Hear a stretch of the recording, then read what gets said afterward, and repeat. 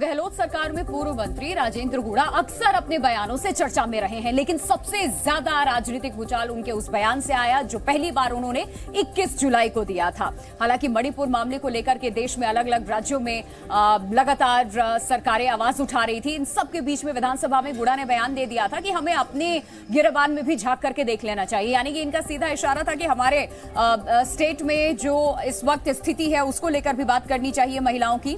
विधानसभा के अंदर कहा था राजस्थान महिलाओं की सुरक्षा में विफल रहा है। उन्होंने दावा किया कि राजस्थान में जिस तरह से महिलाओं पर अत्याचार बढ़े, ऐसे में हमें मणिपुर की बजाय अपने गिरेबान में झांकनी चाहिए। 22 जुलाई को भी मंत्री पद से उन्हें बर्खास्त कर दिया जाता है। खुद मुख्यमंत्री इसकी सिफारिश करते हैं राज्यपाल से और उसके बाद 24 जुलाई लाल डायरी लेकर के पहुंचते हैं ये विधानसभा के भीतर। इस बीच एक और जानकारी आपको दे दें, जी न्यूज से बोले राजेंद्र गुड़ा, डायरी में कई बड़े खुलासे हैं। जी न्यूज से जो बातचीत इन्होंने की उसमें जो डायरी इस वक्त इनके हाथ में देख रहे हैं उसका दावा इन्होंने किया। महिला सुरक्षा का मुद्दा उठाया था, कहा कि इसमें कई बड़े खुलासे हैं, बड़े राज दफन हैं इस डायरी में। यह है राजेंद्र सिंह गुड़ा। 3 दिन पहले तक राजस्थान की गहलोत सरकार में मंत्री थे, लेकिन आज वो अशोक गहलोत पर गंभीर आरोप लगा रहे हैं। जी हाँ, ठीक सुना आपने। गुड़ा रो रो कर कह रहे हैं कि उन्हें मास्टरों ने विधानसभा में घुसने से न सिर्फ रोका बल्कि उनके साथ मारपीट की। गुड़ा यही नहीं रुके और दावा किया कि उनके साथ अपमानजनक बर्ताव हुआ। फिर सारे के सारे मंत्री मेरे ऊपर पड़ गए, सारे मंत्री, और मेरे ऊपर पड़ के 15-20 से ज्यादा मंत्री होंगे, इससे ज्यादा विधायक होंगे, सारे लोग मेरे ऊपर पड़ गए और वो डायरी छीनने लग गए मेरे से।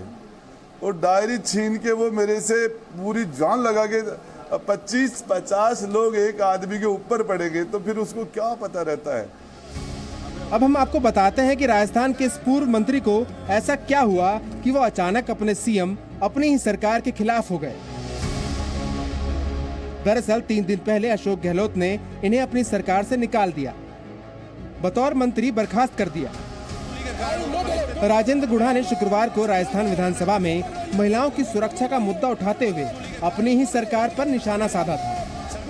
ये सच्चाई है कि हम महिलाओं की सुरक्षा में असफल हो गए और ये राजस्थान में जिस तरीके से अत्याचार बढ़े हैं महिलाओं के ऊपर, मणिपुर के बजाय हमें अपने गिरेबान में झांकना है। सीएम अशोक गहलोत ने इस बयान का जवाब गुड़ा को बर्खास्त करके दिया और राजस्थान की राजनीति देखते ही देखते लाल हो गई। गुड़ा ने आरोपों की झड़ी लगा दी। हमारी बहन बेटियों ने हमें इस उम्मीद के साथ, मेरे उदयपुर वाटी, मेरे शेखावाटी की बहन बेटियों ने इस उम्मीद के साथ हमें विधानसभा में भेजा था। हम उनकी हिफाजत के लिए, उनकी कुशलता के लिए अच्छे काम करेंगे वहाँ बैठ के। और जब मैंने इतना सा ही तो कहा था कि मणिपुर में जो हो रहा है वो शर्मनाक है, लेकिन हमारे यहाँ अपने गिरेबान में भी झांक लो, हमारे रोज क्या हो रहा है। ऐसा नहीं है कि राजेंद्र गुड़ा के बोल गहलोत को खल नहीं रहे थे। गुड़ा को बाहर का रास्ता दिखाने के बाद गहलोत मीडिया के सामने आए और कहा कि ये घर की बात है। ये हमारी पार्टी का अंदरूनी मामला है और इस पे हम लोग अपने हिसाब से चर्चा करते हैं। लेकिन गुड़ा अब आर पार के मूड में है। उन्हें ये अच्छी तरह से मालूम है कि अब रिवर्स गियर का कोई स्कोप नहीं बचा है, लिहाजा बगावत ही सबसे बेहतर विकल्प है। लेकिन गुड़ा की बातों और उनके आरोपों पर एक पल के लिए यकीन कर लें तो कई गंभीर सवाल उठते हैं।